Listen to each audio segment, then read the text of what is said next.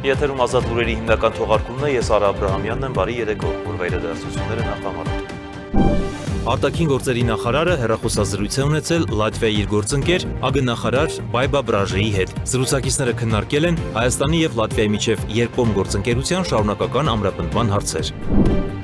Ռուսաստանը հունիսի 2-ից ժամանակավոր սահմանափակումներ է մտցնում Հայաստանից մի շարք մրգերի եւ բանջարեղենի ներմուծման նկատմամբ։ Հայաստանի կառավարությունները քննարկման է ներկայացրել աջակցության ծրագիր հայկական արտադրանքը դեպի Եվրամիության շուկա արտահանելու համար։ Փաշինյանն էլ հայտարարել է, որ կառավարությունը կսուբսիդավորի Ռուսաստանի մտցրած սահմանափակումների հետևանքով տուժած բիզնեսները։ Հայաստանում նախընտրական մթնոլորտը թեժանում է ոչ միայն ներքաղաքական հակամարտությունների, այլև արտաքին ուժերի աճող ճնշումների ֆոնին։ Երկիրը կանգնած է ռազմավարական ընտրության առաջ, BBC-ի ռուսական ծառայության հոդվածը։ Կենտրոն դաշնական շրջանում շահագործման է հանձնվել հերթական բարեկարգ հանրային տարածքը։ Վաղարշյանի անվան թիվ 80 դպրոցի բակում խաղահրապարակի բացումը նախատեսված է ինչպես դպրոցի սաների, այնպես էլ հարակից շենքերի բնակիչների համար։ Այսօր պաշտոնապես շահագործման է հանձնվել Հայաստանը շրջանցող Բաքու-Թբիլիսի կարս երկաթուղին։ Ախր քաղաքում կայացած հանդիսավոր արարողությունից հետո Վրաստանի վարչապետը հնարավոր է համարել Հայաստանի միանալը երկաթգծին, օրվա միջազգային անցուդարձը։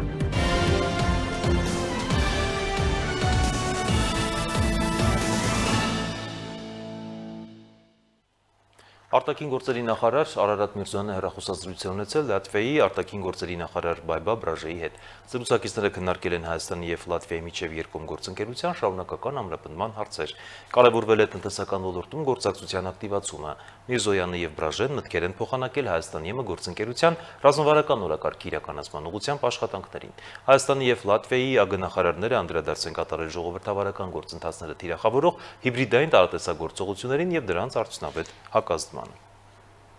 Ռուսաստանի Դաշնության անասնաբուժական եւ բուսասանիտարական հսկողության դաշնային ծառայությունն էլ հայտարարել է, որ հունիսի 2-ից ժամանակավոր սահմանափակումներ է մտցնում Հայաստանից մի շարք մրգերի եւ բանջարեղենի ներմուծման նկատմամբ։ Գերատեսչության հաղորդմամբ սահմանափակումները վերաբերում են կեռասին, բալին, ծիրանին, սալորին, դեղցին, նեկտարինին եւ խաղողին։ Ավելի ուշ հայտնի դարձավ, որ սահմանափակումներ կգործեն նաեւ հայկական ծագման կարտոֆիլի, սմբուկի եւ ջրերի համար։ Գերատեսչության պնդմամբ սահմանափակումները կգործեն այնքան ժամանակ, քանի դեռ չի մշակվել առաքվող ապրանքների անվտանգության ապահովման հստակ ալգորիթմը։ Իդեպ Հայաստանի էկոնոմիկայի նախարարությունը կառավարությանը քննարկման է ներկայացրել աջակցության ծրագիր, որպեսզի հայ տնտեսվարողները կարողանան իրենց արտադրանքը դեպի Եվրամիության շուկա արտահանել, հայտնել է էկոնոմիկայի նախարար Գևորգ Պապոյանը։ Կառավարությունը նման որոշում է կայացրել Ռուսաստանի կողմից հայկական բազմաթիվ ապրանքների ներմուծումը սահմանափակելու ֆոնին։ Էկոնոմիկայի նախարարը պատասխանելով հարցին, թե որքանով իրատեսական կլինի Եվրամիություն հայկական ապրանքների արտահանումը հաշվի առնելով Եվրոպայի ստանդարտները եւ հայկական ապրանքների որակը, ասել է. շատ իրատեսական է, որովհետև մեր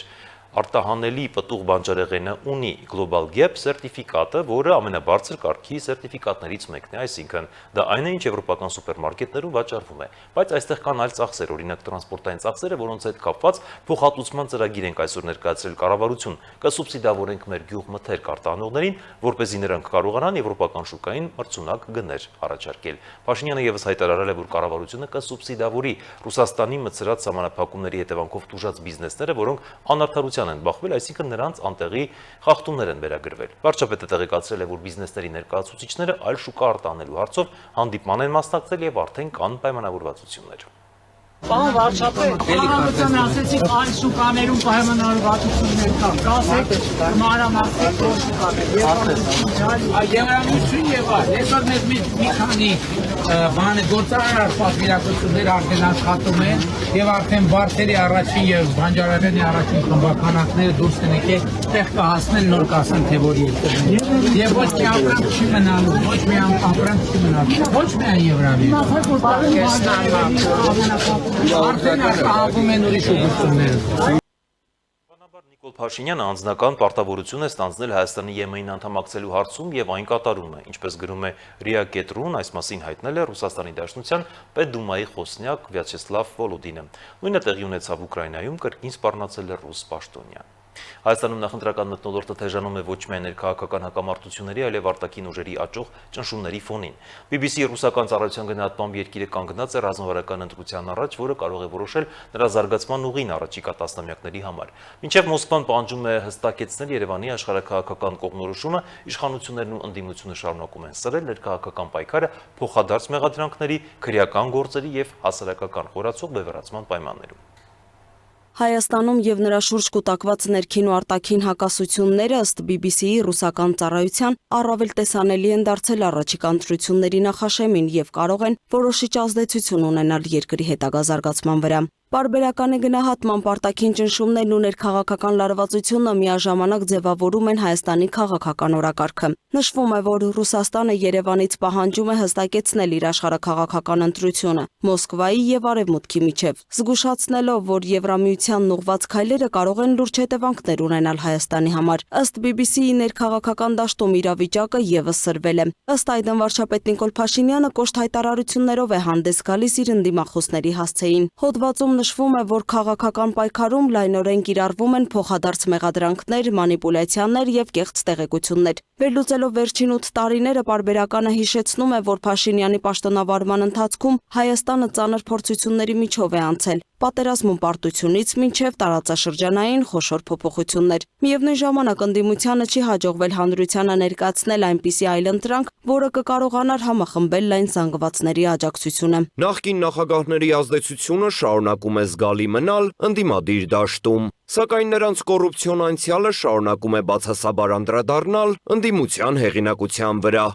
Հոդվածում անդրադարձ կա նաև Ադրբեջանի հետ բանակցային գործընթացին։ Ըստ BBC-ի Փաշինյանի դիրքերը ամրապնդվել են Վաշինգտոնի մասնակցության բանակցություններում արձանագրված առաջընթացի ֆոնին, այդ թվում Թրամփի ուղի անվանումը ստացած համաձայնության արդյունքում։ Սակայն խաղաղության գործընթացի գինը, ինչպես նշվում է հոդվածում, Լեռնային Ղարաբաղի հայ բնակչության արտագաղթն էր, ինչն էլ դժգոհություն է առաջացրել հատկապես տեղահանված արցախահայերի շրջանում։ Հոդվածի համաձայն, թեև եկեղեցին պաշտոնապես չի մասնակցում քաղաքական գործընթացներին, այն շարունակում է մեծ հեղինակություն վայելել հասարակության պահպանողական հատվածի շրջանում։ BBC-ն նշում է, որ ընդդիմության նախընտրական ակտիվացմանը զուգահեռ վարչապետը լայնածավալ քննադատական արշավ է սկսել եկեղեցու ղեկավարության դեմ։ Միևնույն ժամանակ իշխանություններն ու ընդդիմությունը շարունակում են միմյանց մեղադրել դավաճանության համար։ Իշխանությունները խոսում են արտաքին ազդեցությունների մասին, իսկ ընդդիմադիր շրջանակները վարչապետի քաղաքականությունը կապում են Թուրքիայի եւ Ադրբեջանի շահերի հետ։ Սակայն ըստ հոդվածի կողմերից եւ ոչ մեկը հանրությանը համոզիչ ապացույցներ չի ներկայացնում իր մեղադրանքների օգտին։ Մասնագետների գնահատմամբ առաջիկա ընտրություններում իշխող ուժը շարունակում է պահպանել հաղթանակի ամենամեծ հնարավորությունները, իսկ հիմնական հարցը վերաբերում է ոչ թե ընտրությունների արդյունքին, այլ դրանցից հետո սպասվող զարգացումներին։ BBC-ն նշում է, որ Հայաստանի իշխանությունները եվրոպացի գործընկերների հետ շփումներում հաճախ խոսում են ռուսական ազդեցության դեմ պայքարի մասին, ինչը դժգոհություն է առաջացնում Կրեմլում։ Ռուսաստանը հիշեցնում է, որ Եվրամիությանն անդամակցելու ձգտումը դժվար համատեղելի է Եվրասիական տնտեսական միության անդամակցության հետ, որի շրջանակում Հայաստանը տնտեսական զգալի արտոնություններ է ստանում։ Չնայած վերջին տարիներին Մոսկվան շարունակել է գործակցել Նիկոլ Փաշինյանի կառավարության հետ, այժմ Ռուսաստանն ավելի հստակ պատասխան է ակնկալում Հայաստանի ռազմավարական կողմնորոշման վերաբերյալ։ Պարբերականը նաև անդրադառնում է Արևմուտքի արձագանքին, նշվում է, որ եթե նախկին իշխանությունների օրոք եվրոպացի պաշտոնյաները հաճախ հրապարակային մտահոգություն էին հայտնում ընդդիմության հետապնդումների վերաբերյալ, ապա վերջին տարիներին նման արձագանքներ գրեթե չեն հնչել։ Հոդվածում նշվում է, որ արևմտյան երկրների զուսպ արձագանքը պայմանավորված է աշխարհաքաղաքական հաշվարկներով։ Նշվում է, որ եվրոպացի առաջնորդները հակված են ընդունելու Հայաստանի իշխանությունների այն բացատրությունը, թե ընդդիմության դեմ գործողությունները կապված են ռուսական ազդեցության դեմ պայքարի հետ։ Թեև Հայաստանի վարչապետ Նիկոլ Փաշինյանն էլ հերքում է նման գնահատականները, հայտարարելով, որ երկրում ժողովրդավարության հետ կապված խնդիրներ չկան, նաև ընդգծում, որ Հայաստանը Ռուսաստանի հետ հարաբերություններում եւս խնդիրներ չի տեսնում։ Այսպիսով BBC-ի գնահատմամբ Հայաստանը կանգնած է ոչ միայն ներքաղաքական ընտրության, այլև արտաքին ռազմավարական որոշումների կարևոր հանգրվանի առաջ, որի հետևանքները կարող են զգացվել առաջիկա տասնամյակների ընթացքում։ Լուսինե Գրիգորյան, Free News Ազատ լուրեր։ Քվեաթ հերթիկի 19-րդ համարով ընտրություններին մասնակցող Լուսավոր Հայաստան կուսակցությունը Քարոզ Արշավի ներկանն է որպես այլընտրանք, թե գործող իշխանությանը, թե նախկին քաղաքական ուժերին։ Էդմոն Մարուկյանի գլխավորած թիմը խոսում է բացարձակ իշխանությունը բացառելու, դատական համակարգը բարեփոխելու, եվրոպական չափանիշներ բերելու եւ քաղաքացիների սոցիալական խնդիրներին լուծումներ տալու համար, սակայն ԼՀԿ-ի ուղերձներում դեռ բաց է մնում ամենակարևոր հարցը՝ ինչպես են այդ խոստումները վերածելու գործնական քաղաքականության։ Լուսավոր Հայաստան կուսակցությունը շարունակում է նախընտրական քարոզարշավը, ընտրողներին առաջարկելով քվեարկել իր օգտին։ Կուսակցության հիմնական ուղերձն այն է, որ խորհրդարանում որևէ ուժ չպետք է ունենա բացարձակ իշխանություն։ Լուսավոր Հայաստան կուսակցությունը փորձում է իրեն ներկայացնել որպես այն ուժը, որը կարող է կանխել թե գործող իշխանության վերընտրվելը, թե նախկին քաղաքական բարքերի վերադարձը։ Սակայն ընտրողներին պետք է ոչ միայն հակակշիռների մասին խոստում, այլև հստակ պատասխան, ինչպիսի կառավարություն է ձևավորելու, ում հետ եւ ինչ պայմաններով։ Բոլորն ասում են, փակենք կազինոները, պոպուլյար տեքստ է։ Մենք ասում ենք, կազինոները պետք է մնան on-line միայն արտասահմանցիների համար, իսկ որոնք որ երկրում կան, միայն արտասահմանցի տուրիստների համար։ Լուսավոր Հայաստան կուսակցությունը խոստանում է նաև դատական համակարգի, ազգային անվտանգության ծառայության մեկուսարանի փակման, գյուղատնտեսության խնդիրների, խաղատների սահմանափակման եւ եվրոպական չափանիշների մասին։ Այնուամենայնիվ կուսակցությունը չի ներկայացնում իր ճանապարհային քարտեզը եւ սահմանափակվում է միայն խոստումներով։ Քաղաքական իմաստով նաև մենք ուղերձ ունենք, որ ասում ենք, որ ոչ մի ուժ չպետք է ունենա բացարձակ իշխանություն։ Մենք ժողովրդին կոչ ենք անում, որ ընտրությունների միջոցով այնպես իր քվեարկությունը կազմակերպի, որ Հայաստանում որևէ ուժ այլևս բացարձակ իշխանություն չունենա։ Լուսավոր Հայաստան կուսակցությունը քարոզարշավում ընտրողին դեռ ամբողջությամբ չի ներկայացնում, թե ինքը որպես երրորդ ճանապարհ գործնականում ինչպես է աշխատելու հունիսի 7-ի ընտրություններից հետո։ Սոնա Գիշյան, Free News, Ազատ լուրեր։ Իսկ Քոչարի ազգային վերածնունդ եւ ազգի զարթոնք կուսակցությունը քարոզարշավին շեշտը դնում է հայամետ քաղաքականության, սոցիալական պաշտպանության, խոսքի ազատության եւ սփյուռքի ներուժի օգտագործման վրա։ Կուսակցության ներկայացուցիչները հայտարարում են, որ իրենց նպատակն է Հայաստանը զարգացնել, ելնելով ազգային շահերից, հրաժարվելով աշխարհաքաղաքական բևեռացումից։ Քոչարի ազգային վերածնունդ եւ ազգի զարթոնք կուսակցությունը շարունակում է նախընտրական քարոզարշավը։ Կուսակցության անդամ Արլետ Ավագյանը հայտարարել է, որ քաղաքական ուժի ծրագրերը հիմնված են հայամետության, Հայաստանի եւ հայ ժողովրդի շահերի պաշտպանության վրա։ Նրա խոսքով կուսակցությունը կարևորում է խոսքի ազատությունը, քաղբանտարկյալների ազատումը եւ Հայաստանի զարգացումը, Սինգապուրի օրինակով արդյունավետ պետություն կառուցելու տեսլականով։ Եվ ինչպես շեշտում է միակ երրորդ ուժի Քոչարի կուսակցության ղեկավար Արտակ Սարգսյանը, Հայաստանը դարձնել Սինգապուրի նման երկիր։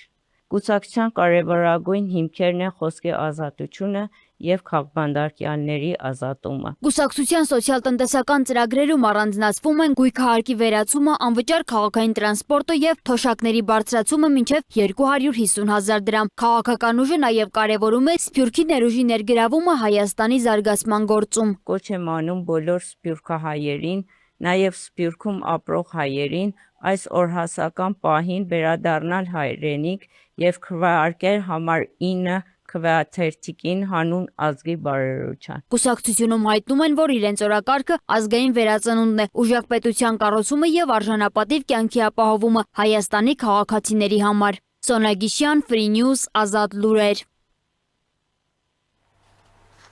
Միասնության թվեր կուսակցությունն էլ հերթական հանդիպումներն է անցկացրել Հրազդանում, Բջջնիում, Չարենցավանում եւ Մարտունիում։ Արման Թաթյանը խոսել է ուսուցիչների, պետական ծառայողների, գյուղացիների, երիտասարդների եւ ընտանիքների խնդիրներից, իրեն ներկայացնելով որպես Հայաստանի իրավունքների պաշտպան։ Սակայն հարկ է նկատել, որ քարոզարշավի ընթացքում հնչեցվող խրոխտ խոստումները հաճախ զերծ են իրագործման հստակ հաշվարկներից։ Միասնության թվեր կուսակցությունը քարոզարշավը շարունակել է հանրապետության մարզերում։ Մարտունիում Արման Թաթոյանը խոսել է ուսուցիչների եւ մանկապարտեզների տնօրենների նկատմամբ հնարավոր ճնշումների մասին, հայտարարելով, որ իր վարչապետության դեպքում կրթական համակարգի աշխատողները պաշտպանված են լինելու։ Լավ ուսուցիչը հենա, ով լավ գիտելիք է տալիս մեր երեխեքին։ Լավ ուսուցիչը հենա, ով մեր երեխեքի համար աշխատում, արժեքներ է փոխանցում։ Թաթոյանը նաև հայտնել է, որ չի միանալու քաղաքացիական պայմանագրին։ Ռոբերտ Քոչարյանին չի ընտրելու վարչապետ, իսկ Սամվել Կարապետյանի հարցում մատնանշել է սահմանադրական արգելքը։ Մենք Ռոբերտ Քոչարյանին չենք ընտրելու վարչապետ, սա հատուկ նորից էլի ասում եմ։ Իսկ Սամվել Կարապետյանի մասով սահմանադրությունն է արգելում։ Միասնության թևերը խոստանում է անվճար բարձրագույն կրթություն, բնակարաններ բազմազավակ ընտանիքներին, գյուղատնտեսության աջակցություն, մթերման կայաններ, ոռոգման ջրի սիմվոլիկ վճար եւ բժշկական туриզմի զարգացում, բայց առանց հստակ ֆինանսական հաշվարկների։ Այս խոստումները կարող են մնալ ընդհանրապես նախընտրական խոստումներ, քան գործնական կառավարման ծրագիր։ Կուսակցությունը գեղեցիկ խոստումներ է տալիս, բայց ընտրողին դեռ պետք է պատասխան, ինչ ռեսուրսներով, ինչ ժամկետներում եւ ինչ մեխանիզմներով են իրականանալու այս ծրագրերը։ Սոնա Գիշյան, Free News, Ազատ լուրեր։ Այսօր պաշտոնապես շահգործման է հանձնվել Հայաստանը շրջանցող Բաքու-Թբիլիսի Կարս երկաթուղին։ Ախր քաղաքում կայացած հանդիսավոր արարողությանը ներկայ են եղել Վրաստանի վարչապետը, Ադրբեջանի թվային զարգացման եւ տրանսպորտի, նաեւ Թուրքիայի տրանսպորտի եւ ենթակառուցվածքների նախարարները։ Բաքու-Թբիլիսի Կարս երկաթուղին շահգործմանն էր հանձնվել 2017 թվականին։ 2023 թվականին հաղորդակցությունը դրանով դադարեցվել էր, մեկնարկել էին երկաթուղու արդիականացման աշխատանքները։ Իդեպ Վրաստանի վարչապետը հնարավոր է համարել Հայաստանի միանալը Բաքու-Թբիլիսի Կարս երկաթգծին։ Վրաստանը պատրաստ է առավելագույնս խորացնել գործակցությունը Հայաստանի հետ, այդ թվում տարանցիկ հաղորդակցության զարգացման գործում։ Այս մասին լրագրողներին հայտարարել է Իրակլի Կոբախիձեն Բաքու-Թբիլիսի Կարս նոր երկաթուղային գծի բացման հանդիսավոր արարողությունից հետո։ Միջազգային նորությունները տեսաշարով։ Ուկրաինայի մի շարք խոշոր քաղաքներ, այդ թվում Կիևը, Դնեպրը եւ Խարկովը ենթարկվել են ռուսական հրթիռային եւ անօդաչու հարվածների, որոնց հետևանքով ըստ ուկրաինական իշխանությունների զոհվել է առնվազն 9 մարդ, իսկ ավելի քան 60-ը վիրավորվել են։ Նախնական տվյալներով Դնեպրում զոհվել է 5 մարդ, վիրավորվել ավելի քան 25-ը, վնասվել են բնակելի շենքեր, ավտոմեքենաներ եւ խաղահրապարակներ, իսկ Կիևում առնվազն 4 զոհ եւ 51 վիրավոր կա, այդ թվում երեխաներ։ Հարվածներից մեկի հետևանքով փլուզվել է 24 արկանի բնակելի շենքի մի հատված եւ փլատակների տակ կարող են մարդիկ մնացած լինել։ Խարկովում էլ դրոնային հարձակման հետևանքով վիրավորվել է 10 մարդ, որոնց թվում կա նաեւ երեխա։ Ավելի վաղ Վոլոդիմիր Զելենսկին զգուշացրել էր հնարավոր լայնածավալ հարձակումների մասին, նշելով, որ ուկրաինական հետախուզության տվյալներով Ռուսաստանը նախապատրաստվել է խոշոր գործողության։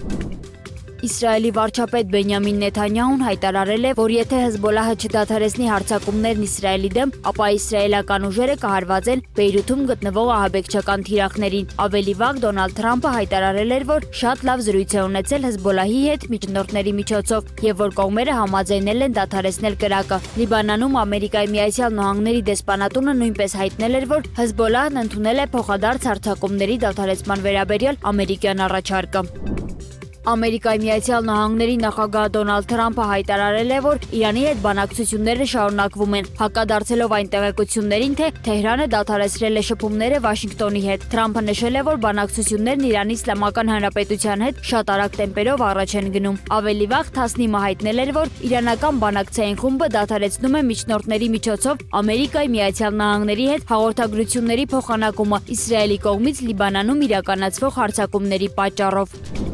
Ատոմային էներգիայի միջազգային գործակալության մասնագետները գրանցել են Զապորոժիայի ատոմային էլեկտրակայանի տուրբինի պայթյանի արտաքին վնասվածքները, որոնք ըստ կայանի ռուսական ղեկավարության առաջացել են անօդաչու թռչող սարքի հարվածի հետևանքով։ Ռաֆայել Գրոսին հայտարարել է, որ միջադեպը լուրջ է եւ վտանգի տակ է դրել միջուկային անվտանգության հիմնական սկզբունքները։ Ուկրաինական կողմը հայտարարել է, որ իրենց զինվորականները գործում են միջազգային մարդասիրական իրավունքի շրջանակներում եւ գիտակցում են միջուկային օբյեկտների դեմ ցանկացած գործողության հնարավոր հետևանքները։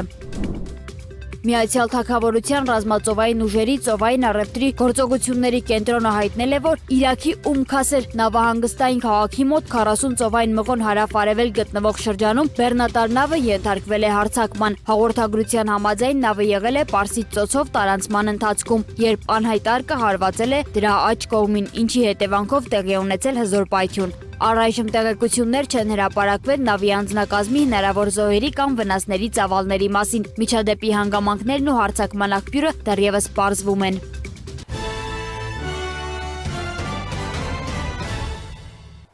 Շարունակում ենք թողարկումը կենտրոն վարչական շրջանում շահգործման է հանձնվել հերթական բարեկարգ հանրային տարածքը։ Վաղարշանի անվան թիվ 80 դպրոցի բակում խաղահրապարակի բացումը նախատեսված է ինչպես դպրոցի սաների, այնպես էլ հարակից շենքերի բնակիչների համար։ Ժամանակակից չափանիշներին համապատասխան կառուցված այս խաղահրապարակը երեխաների համար կդառնա ակտիվ հանգստի, խաղի եւ ժամանցի նոր միջավայր։ Կենտրոն վարչական շրջանում տոնական մթնոլորտ էր։ Վաղարշանի անվան թիվ 80 դպրոցի բակում տեղի ունեցավ նոր խաղահրապարակի պաշտոնական բացումը։ Ժամանակակից չափանիշներին համապատասխան կառուցված խաղահրապարակը նախատեսված է ինչպես դպրոցի սաների, այնպես էլ հարակից շենքերի բնակիչների համար։ Կիլիկայի թաղամասում ենք, Վաղարշանի անվան դպրոցի տարածքում ենք, բայց այս տարածքը ծառայելու է ամբողջ այս համայնքին, ու այս երեխաները գալու են դպրոցից հետո օգտվեն այս տարածքից եւ այս բարիկներից։ Տեղադրել ենք 3D ճաղավանդակները, հատակը ամբողջությամբ երկշերտ ռետինա, հետո EPDM-ա, որը չի գունազրկվում։ Ստեղ դե ունենք այս տրիբունաները, ունենք այս ամբողջ գունազարդված միջավայրը։ տեսնում եք նաև ամբողջությամբ նոր լուսավորություն, ֆուտբոլի, բասկետբոլի նոր այս մոդելի շիթերը ու դարպասները, ամբողջ շենքի այս ֆասադային մասը գունազարդվել է, ներկել ենք տանիքը։ Նորաստեղծ միջավայրը երեխաներին հնարավորություն կտա անվտանգ եւ հարմարավետ պայմաններում խաղալու, ակտիվ հանգիստ անցկացնելու եւ զարգացնելու իրենց ֆիզիկական կարողությունները։ Փորձում ենք հիմա կենտրոնում առանձնացնել այն հատվածները արդեն, որտեղ որ օրինակ մոտակայքում խաղահրապարակ չունենք, մոտավորապես 40-ին մոտ արդեն բակեր ենք բարեկարգել, թե հիմնանորոգել, թե ընթացիկ ինչ-որ աշխատանքներ ենք արել, ու այդ ինձ թվում է մեր այդ քաղաքականության գլխավոր մասն է, որ քաղաքում ավելացնենք այսենց մանր կամ մաս գունավոր կետեր, հետո ինչ-որ մի պահի իրանք բոլորը կկպնեն ու կունենանք գունավոր, բարեկարգված, գեղեցիկ ու լավ միջավայր։ Բացման արարողությանը ներկաները շրջեցին խաղահրապարակում, ծանոթացան իրականացված աշխատանքներին եւ ընդգծեցին նման նախաձեռնությունների կարեւորությունը համայնքի զարգացման գործում։ Նշվեց, որ նոր խաղահրապարակը կդառնա երեխաների առօրյայի սիրելի վայրերից մեկը, նպաստելով առողջ ապրելակերպի եւ ակտիվ ժամանցի մշակույթի ձևավորմանը։ Շատ եմ հավանել դաշտը, շատ գեղեցիկ սարքված է ու որակով է։ Երևում է, որ տարիներ շարունակ մեզ կծառայի։ Դպրոցն էլ վերջացնենք, հուսով եմ կգանք ստեղ, բոլորով կխաղանք, կա նաև մարզվելու տեղ, վազելու դաշտ, այսինքն կարող ենք ավելի շատ մրցումներ անցկացնել։ Առաջ շատ վատ էր, առաջ գեղեցիկ դաշտ չկար, հարմարություններ, նստարաններն էր շատ գեշ, իսկ հիմա ամեն հարմարությունը կա, կարող ենք գալ ֆուտբոլ խաղալ, մարզվել, ընկերների հետ լավ ժամանակ անցկացնել։ Երբ տեսա վիդեոն, որ արդեն պետք է սարքվի, շատ դուր եկավ։ Առաջ այսպիսի բաներ չեն եղել, հիմա լավ է, այդտեղ կարող ես մարզվել, վազքուղի անել, բասկետբոլ խաղալ, ֆուտբոլ եւ մեր ֆուտբոլի այդ առաջացումը կարող է անել։ Դաշտը միայն դպրոցինը չի, նաև բոլոր գիլիկիացիները, այսպես ասած, կարող են գալ եւ օգտվել։ Ես այնտեղ արդեն տեսել եմ շատ հարմար եւ գեղեցիկ մարզասարքեր են դրված։ Ես վստահ եմ, որ իմ տունն էլ մոտիկ է, ամեն օր գալու եմ եւ մարզվելու եմ ընկերներիս հետ։ Այստեղը դառավ լավ տրամադրություն ունենալու, խաղալու, զբաղվելու տեղ, որ ոչ թե փողոցներին կխաղանք, այլ կգանք ստեղ ֆուտբոլ կխաղանք ու կզարգացնենք ֆուտբոլը։ Մեր մեծ թաղամասի համար արդեն մեծ հանգիստի ու գոտի ունենք։ Շատ հավես ժամանակ կարելի է անցկացնել ընկերների հետ, ամենակարևորը ուրախ ու հարմարավետ։ Խաղահրապարակն արդեն բաց է բոլոր այցելուների համար, դառնալով կենտրոն վարչական շրջանի հերթական բարեկարգ եւ երեխաներին ուղղված հանրային տարածքը։ Լուսինե Գրիգորյան, Free News, Ազատ լուրեր։ Եվ թողարկման վերջում ձեզ ենք ներկայացնում այսի 25-ից հունիսի 1-ը ներքին գործերի նախարարության տարբեր ստորաբաժանումների կողմից իրականացված ծառայությունների արդյունքները։ Շաբաթվա քրեական քրոնիկոնը դիտեք լսաշարով, իսկ ես ձեզ հրաժեշտ եմ տալիս ցտեսություն։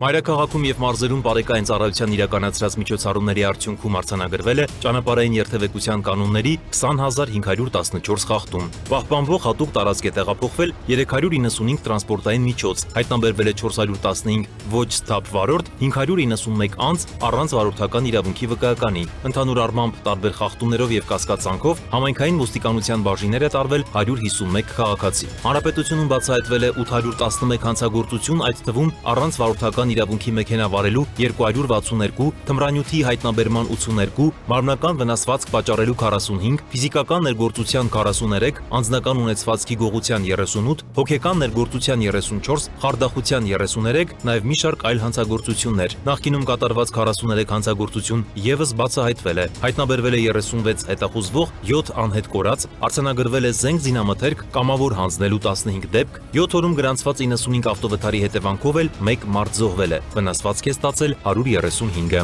ՆԳՆ փրկարար ծառայության ճգնաժամային կառավարման ազգային կենտրոնում շաբաթվա ընթացքում գրանցվել է 564 դեպք, 155-ը արտակարգ։ Մասնավորապես հրդեհի 77, հրդեհի ծագման սպառնալիքի 29, ճանապարհատրանսպորտային պատահարի 55, կենցաղային կանչի 151 եւ այլ դեպքեր։ Եղանակային պայմաններով եւ այլ գործոններով պայմանավորված գրանցվել է տրանսպորտային միջոցների արգելափակման 61 դեպք։ Փրկարարները օգնություն են ցուցաբերել 136 քաղաքացու։ Փրկարարական գործողությունների գործողությունների արդյունքում փրկվել է 5 մարդ։ Ներքին գործերի նախարարության ստորաբաժանումները շարունակում են իրականացնել շուրջօրյա վերահսկողություն եւ կանխարգելիչ միջոցառումներ քաղաքացիների անվտանգությունը ապահովելու եւ հասարակական կարգը պահպանելու նպատակով։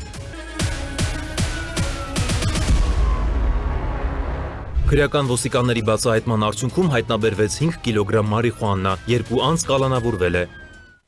Քրեական ոստիկանության թմրամիջոցների անօրինական շրջանառության դեմ պայքարի վարչության ծառայողները ստացել էին հերթական օպերատիվ տեղեկությունը, որ Մաքսանենկ ճանապարհով Հայաստան է ներկրվելու առանձնապես խոշոր չափերի թմրամիջոց։ Տեղեկությունն իրացնելիս քրեական ոստիկանները համագործակցեցին քննչական կոմիտեի, տնտեսական հանցագործությունների եւ մաքսանենգությունների քննության գլխավոր վարչության ու Կոտայքի մարզի պարեկների հետ։ Մայիսի 26-ին ժամը 20:50-ին Երևան աշտարակ ճանապարհին իրավապահները հայտնաբերեցին 44-ամյա տղամարդկանց, ձերբակալեցին եւ Toyota Corolla մակնիշի ավտոմեքենայով հանդերձ տեղափոխեցին համայնքային ոստիկանության Դավթաշենի բաժին։ Տղամարդկանցից մեկի խոզարկությամբ հայտնաբերվեց մոտ 5 կիլոգրամ մարիխուանայով լցված պոլիէթիլենային տոպրակ, իսկ մյուսի մոտ նույն զանգվածով լցված փաթեթ։ Մայիսի 27-ին նախաձեռնված քրեական վարույթի շրջանակում երկուսի նկատմամբ էլ հարուցվել է հանրային քրեական հետապնդում։ Նրանք կալանավորվել ու տեղափոխվել են քրեակատարողական հիմնարկ։ Նախաքննությամբ հանգամանքները պարզվում են։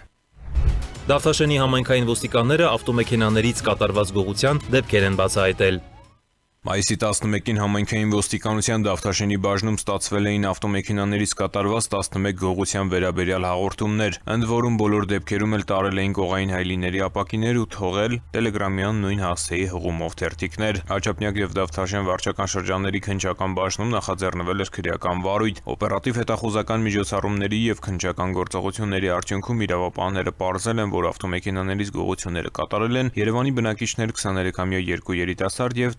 17-ամյա մի պատանի։ Մայիսի 22-ին նրանցից երկուսը հայտնաբերվել եւ ներկայացվել են դատարան։ 23-ամյա երիտասարդի նկատմամբ խափանումամիջոց է ընտրվել տնային կալանք, իսկ 17-ամյա պատանու նկատմամբ կիրառվել է դաստիարակչական հսկողություն ու բացակայելու արգելք։ Ձեռնարկվում են միջոցառումներ 23-ամյա մյուս երիտասարդին եւ գողոնը հայտնաբերելու ուղղությամբ։ Նախաքննությունը շարունակվում է։ Քրեական ոստիկանները բացահայտել են Մաքսանենկ ճանապարհով ներկրած թմրամիջոց ապուրինի ձեռք բերելու եւ պահելու դեպք։ 1 կիլոգրամից ավելի մարիխուանա է հայտնաբերվել։ Քրեական ոստիկանության թմրամիջոցների անօրինական շրջանառության դեմ պայքարի վարչությունում ստացված օպերատիվ տեղեկությունն իրացվեց քննչական կոմիտեի տնտեսական հանցագործությունների եւ մաքսանենգությունների քննության գլխավոր վարչության եւ ոստիկանության բարեկային ծառայության աշխատակիցների հետ։ Ըստ տեղեկության իրացնելու նպատակով Մաքսանենկ ճանապարհով առանձնապես խոշոր չափերի տարբեր տեսակի թմրամիջոցներ պետք է տեղափոխվեին Հայաստան։ Երևան քաղաքի Օվսեպեմինի փողոցում Մաքսանենկ ճանապարհով ներկրված թմրամիջոց ապօրինի ձեռք բերելու, պահելու եւ իրացնելու կասկածանքով ձերբակալվեց եւ իր վարած Opel Astra մակնիշի մեքենայով հանդերձ համայնքային ոստիկանության Արաբկիրի բաժին տեղափոխվեց Գյումրու բնակիչ 54-ամյա մի տղամարդ։ Քրեական վարույթի շրջանակում դատարանի որոշմամբ կատարված խոզարկությամբ ավտոմեքենայում հայտնաբերվեց մոտ 1 կիլոգրամ 100 գրամ մարիխուանա տեսակի թմրամիջոց։ Գյումրեցին կալանավորվել ու տեղափոխվել է քրեակատարողական հիմնարկ, կատարվում է քննություն։ Արմավիրի քրեական ոստիկանները հավաքին մասնակցելու համար նյութապես շահագրգռելու դեպք են բացահայտել։ Մայիսի 22-ին քրեական ոստիկանության Արմավիրի մարզային վարչության ծառայողները ստացել են օպերատիվ տեղեկություն, որ կուսակցություններից մեկի ներկայացուցիչ Ծաղկալանջ գյուղի բնակիչ 37-ամյա մի տղամարդու հովանավորչությամբ Գեղակերտ գյուղի բնակիչ 36-ամյա տղամարդը նյութապես շահագրգռել է համագյուղացիներին, մասնակցել է ապրիլին մայրաքաղաքում կազմակերպված հավաքին։ Պարզվել է, որ 36-ամյա Գեղակերտցին 5 համագյուղացու տվել է 15,000 դրամ։ Նույն օրը 6-ն էլ հրավիրվել են մարզային վարչություն, որտեղ իրավապահների բացատրական աշխատանքի արդյունքում հաստատել են օպերատիվ տեղեկության իսկությունը։ Հետագա գործողություններով քրեական ոստիկանները պարզել են, որ 36-ամյա Գեղակերտցին նույն անձի հովանավորչությամբ եւ նույն նպատակով շահագրգռել է նաեւ այլ համագյուղացիների։ Նախաձեռնված քրեական վարույթի շրջանակում մայիսի 23-ին կատարվել են խուզարկություններ։ Գեղակերտի 32-ամյա բնակչի տանը հայտնաբերվել է առանց փաստաթղթերի որսորդական հրացան, իսկ 34-ամյա մի Գեղակերտցու տանը կանեփանման զանգված։ Ծաղկալանջի բնակիչ 37-ամյա եւ Գեղակերտի բնակիչ 36-ամյա տղամարդիկ ձերբակալվել եւ ներկայացվել են Արմավիրի մարզի ընդհանուր իրավասության դատարան կալանավորման միջնորդությամբ։ Նախաքննությունը շարունակվում է։